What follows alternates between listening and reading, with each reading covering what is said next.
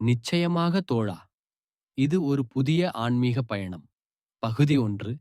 இது ஒரு கருணையும் விஞ்ஞானமும் கலந்த ஒரு தனித்துவமான கதையாக அமையப் போகிறது. பன்னீர் பூமி என்ற கிராமத்தில் உள்ள பழைய விநாயகர் கோயில் பல வருடங்களாக பராமரிக்கப்படாமல் இருந்தது.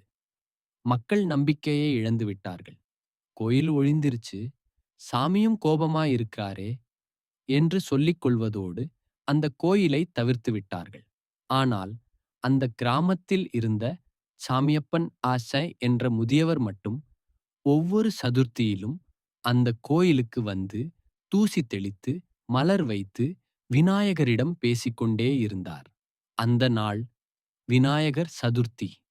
சாமியப்பன் பழைய வெண்கலக் குடத்தில் தேங்காய் தண்ணீர் கொண்டு வந்து தூசியில் மூடியிருந்த விநாயகரை அலங்கரித்தார்.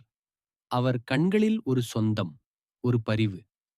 அப்பொழுது அவரோடு வந்த சிறுவன் கவிஸ்டோ கேட்டான். தாத்தா, இவங்க யாரும் இங்க வரமாட்டேங்கிறாங்களே, நாம மட்டும் எதுக்கு சாமி கும்பிடுறோம்? இது கருணை சபை.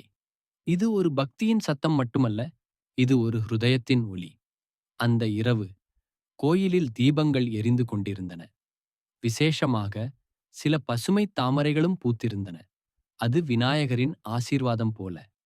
அப்போது திடீரென்று ஒரு விசித்திரமான ஒலி, ஒரு நாதம் அந்த கோயில் மூலையிலிருந்து கேட்டது.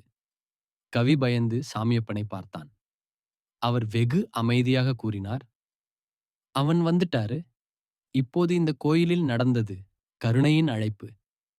விநாயகர் தனது சபையை தொடங்கப் போறாரு.